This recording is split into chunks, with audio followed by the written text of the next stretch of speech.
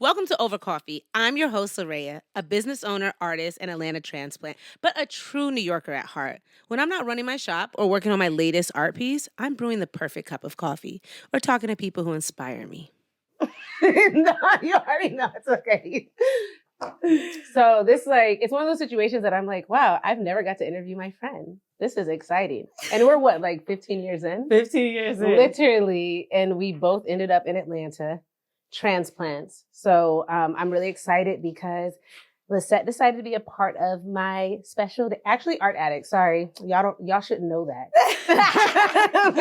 You guys shouldn't know that. Arrrt Addict decided to be a part of our special day, and we are having coffee and conversations. Podcast is Ovah Coffee. And I just really wanted to get into what you do because you've always inspired me. I feel like I think we've inspired each other. We met upon inspiration. Art and creating. Yeah. It's crazy. 15 years and we're doing the same thing, right? Yeah. But just on a bigger scale. Mm-hmm. And I feel like obviously people know everything about your personality shows in your artwork. But like who you are, I always call you the mayor.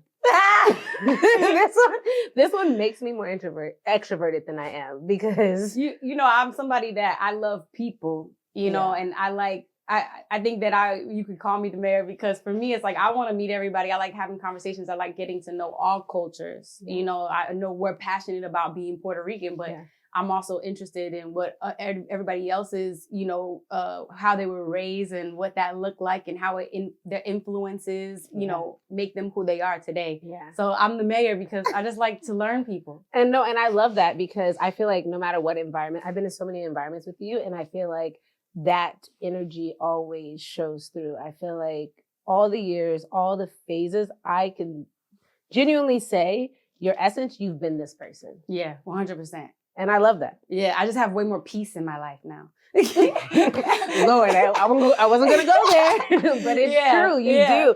But what I want you to talk about, because I feel like we're in such a space where culture is prevalent to just life and identity. Like, why Puerto Rico? Why the inspiration? I mean, because I am Puerto Rican, you know, and I think that being raised Puerto Rican, especially like for me, I was raised by two New Yorkers who were born in the Bronx, first generation. So I'm second generation. And being raised with those stories of what it was like to be raised in the projects in the Bronx. And it was Puerto Ricans and Jamaicans and Black people. And hearing the struggles that we all went through as a community, right? Mm-hmm. And the unity that they had in those struggles and how the similarities that we had in our cultures. And then I was raised in South Florida where I was raised around a lot of Caribbean people. So I was Puerto Rican, Dominican, Haitian, Jamaican. And again, it was like the same thing, right? We all have one cousin that's a little bit more light skinned, the other cousin that's a little bit dark skinned. Our foods are all similar. Everything about our cultures are very similar. Yeah. And it always made me proud to say like, yo soy Boricua, you know, like there's a lot of like power in that. And I think as I got older and the more I started to learn about our culture, especially I want to say one of the biggest things that impacted me and wanted me to get into activism as a Puerto Rican was learning about the Young Lords, right? Mm-hmm. And again, it's like that proximity thing again is like, they were the first chapter, the only chapter that came out of the Black Panthers and were, you know, doing all these things for the community. The reason why we have, you know, free lunch in schools was a part of the Black Panthers campaign, which also the Young Lords created. Mm-hmm. A lot of the reasons why hospitals in New York started to, you know, give free healthcare to patients was because the Young Lords shut down a hospital. They held it hostage, you know? And learning about that also brought me into where I'm at now, I think, with my art, which I've always been into activism. But I think now, especially where we are in this day and age, it's using my voice, one, to be able to show Latinos, especially with this last vote that we had and seeing how many people voted the other side, is one, trying to make us understand like how we're all connected in the slave trade, right? Yeah. And like how we are African, you know, like I want to say that's what I was just about to get into. I was going to say, can we please talk about just the presence of Africa in the Caribbean because there's such a great divide?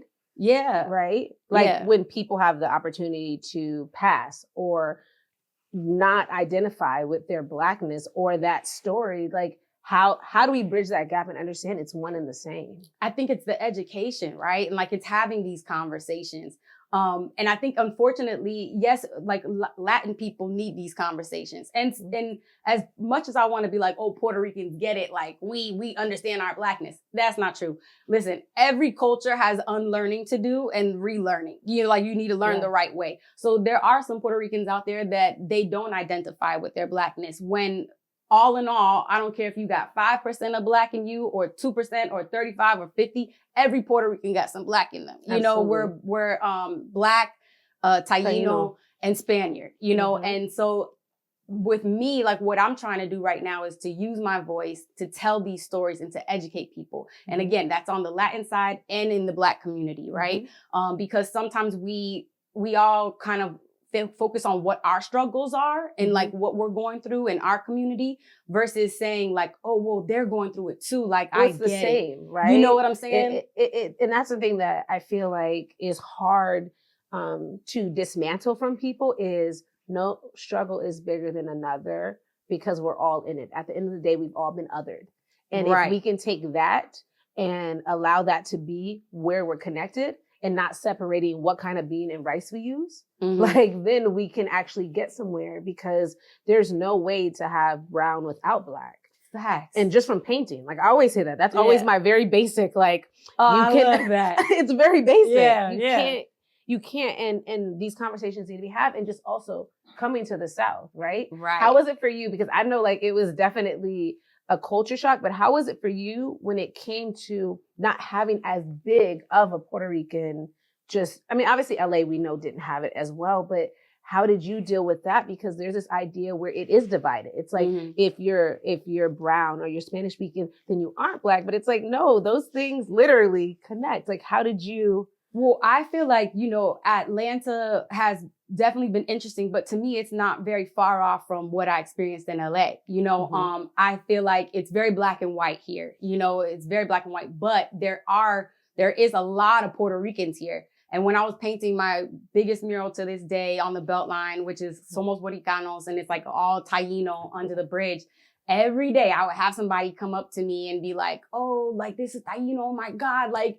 I got to bring my kids here. You don't know how much this means to me. There's no Puerto Ricans here. And I'm like, well, there is, because every day a Puerto Rican is having a bodega, trust me, it's like, ooh, every day somebody is saying this and it's a new face. So what I learned through that is like, okay, I just need to like create an event where all of them can come to this. And when I had my mural reveal, which I mean, a typical artist mural reveal, maybe you have like 30 people and that's lit. But I had 850 Puerto Ricans show up. You know, we had to extend the time. So the whole city. And all the Puerto Ricans. Basically, and it was like the Puerto Rican Day Parade. Everybody had Puerto Rican shirts on, jerseys on. Dogs had Puerto Rican jerseys on. It was amazing. And through that, I learned that there is a lot of Puerto Rican people here. We just have to have a place to like all meet up and to feel represented, right? And then in that same sense, I've also learned like me having that, there was so many people here in the Black community was like, I have bomba y plena, which, you know, is so rich in African heritage. I mean, it's just the drum, the beat alone. And then the outfits that they wear, the dresses that they wear is a dress that is, you know, comes from Africa, but it's all over the Caribbean. And so that I think in that moment, it was an impact as well for the Black community here, because then now they see the African roots, right? Well, that's like, what it is. Our culture is African culture. Exactly. It is. Like it's the proximity. It's like, no, this is literally African culture. Like, and I say it all the time, because if you look at Angola's food, if you look at just food historically, you'll see how it came over. Like the only difference is whatever was locally made, that's what was incorporated. Yeah. Literally the only difference. Thank you for listening to this episode of Ovah Coffee. Follow, like, and subscribe for more episodes.